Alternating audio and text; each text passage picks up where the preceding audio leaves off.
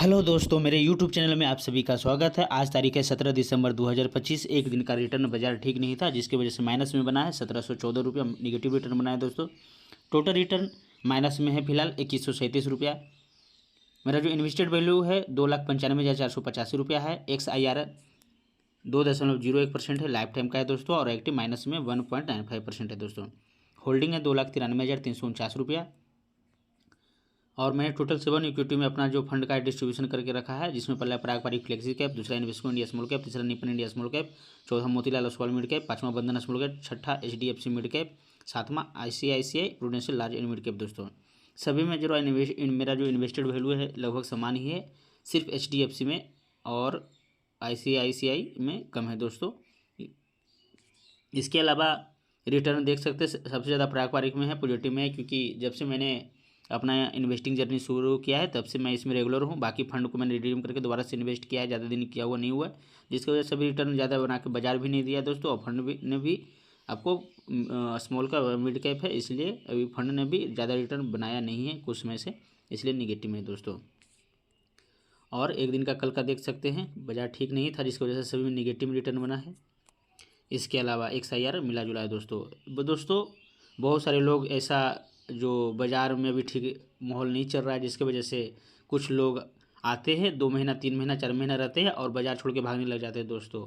यही गलती करना नहीं है। बाज़ार जितना गिरे आपको इन्वेस्टिंग अमाउंट और बढ़ा देना है और बाज़ार में टिके रहना है, क्योंकि एक चीज़ दिमाग में रखना है, अभी जब भी बाज़ार में आते हैं तो कम से कम आपको 5 साल कोई भी फंड को देना है और लंबे समय तक रहना है, क्योंकि बाज़ार लॉन्ग टर्म में ही आपको प्रॉफिट बना के देगा, ना कि शॉर्ट टर्म में। इसलिए डर के भागना नहीं है। नए इन्वेस्टर खास करके जो नए इन्वेस्टिंग जर्नी शुरू करते हैं, 1 साल 6 महीना होता है और बाज़ार छोड़कर जैसे ही गिरने शुरू होता है भाग जाते हैं। और फिर जब रिटर्न पूरा बना करके देने लगेगा तो फिर से वो बाज़ार में वापस आने लग जाते हैं। और फिर जब गिरने लग जाता है फिर बाज़ार छोड़ के भाग जाते हैं। ऐसा नहीं करना है, आपको लगे रहना है। और जब आपका पॉजिटिव आपका रिटर्न बनने लगे या निगेटिव रिटर्न बनने लगे तो पर भी रेगुलर बने रहना है। अगर निगेटिव रिटर्न ज़्यादा बनने लगे, मान लीजिए 10% 5% बाजार करेक्ट हो गया या गिर गया, तो और इन्वेस्टिंग अमाउंट बढ़ा देना है, लेकिन भागना नहीं है दोस्तों।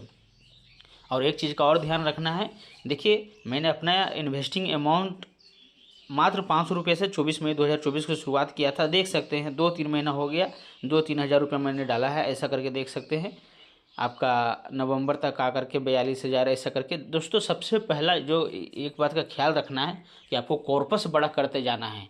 आपके पास जो खर्च करने के बाद पैसे बच जाते हैं, ना कि किसी बैंक से लोन लेकर के या किसी दोस्त से उधार लेकर के, वो सब नहीं करना है। आपके पास जो पैसे बच जाते हैं दोस्तों, उस पैसे को आपको इन्वेस्ट करना है और अपना ध्यान में रखना है, एकदम साइलेंटली आपको कॉर्पस बड़ा करते जाना है। देखिए मैंने 500 रुपये से शुरुआत किया था और अभी आपका 1.5 साल में ही मैंने 2,95,485 रुपया इन्वेस्ट कर दिया है। इसीलिए सबसे पहला चीज़ होता है कॉर्पस बड़ा करते रहना है, डरना नहीं है, रेगुलर लगे रहना है, कॉर्पस बड़ा करते रहना है। जब भी ज़्यादा बाजार गिरे और इन्वेस्टिंग को बढ़ा देना है दोस्तों। देख सकते हैं। और मैंने टोटल 7 इक्विटी में अपना फंड का एक्सपोजर लेकर रखा है। मैंने इस बात का भी ध्यान रखा है दोस्तों कि किसी भी फंड में मेरा जो एक्सपोजर है वो 20% से ज़्यादा ना हो, 15 से 20% रहे, ताकि अगर मान लीजिए किसी एक फंड में आपने एक्सपोजर 40% ले लिया, 50% ले लिया या ज़्यादा ले लिया, वो फंड ने रिटर्न बना के लॉन्ग टर्म में भी नहीं दिया, तो आपको पूरे कॉर्पस पे असर है उसका ख़राब निगेटिव असर पड़ेगा दोस्तों। इसलिए 15 से 20% आप अपने हर फंड में कॉर्पस रख सकते हैं दोस्तों। इसके अलावा सेक्टर बाय लोकेशन देख सकते हैं, सबसे ज़्यादा फाइनेंशियल में है 22.08%, consumer directory 16.72%, technology 14.05%, industrial 13.59%, health care 10.54%। Market cap location भी देख सकते हैं, सबसे ज़्यादा स्मॉल कैप में दोस्तों 41.51%, मिड कैप में 34.17%, लार्ज कैप में 24.32%।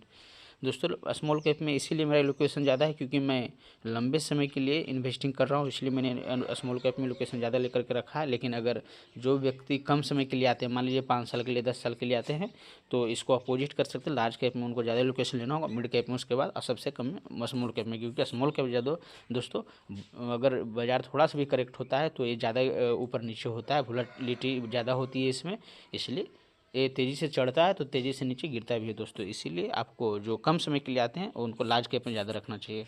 इसके अलावा कंपनी देख सकते हैं बहुत सारा, दोस्तों बाज़ार छोड़ के भागना नहीं है, लगे रहना है। मैं हर वीडियो में ही बोलता हूँ। और इक्विटी में जब भी इन्वेस्ट आप करते हैं तो आपको लॉन्ग टर्म के लिए ही बाज़ार में आपको आना होगा, ना कि शॉर्ट टर्म के लिए आना होगा।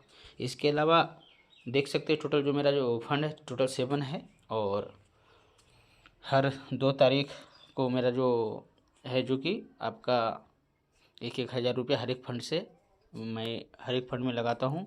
लेकिन अगर पैसा ज़्यादा आ जाता है तो किसी एक फंड में मैं डाल देता हूँ ज़्यादा पैसा। तो अगर आपको और कोई जानकारी चाहिए दोस्तों तो कमेंट करके मेरे वीडियो में पूछ सकते हैं। मेरे वीडियो को देखने के लिए धन्यवाद।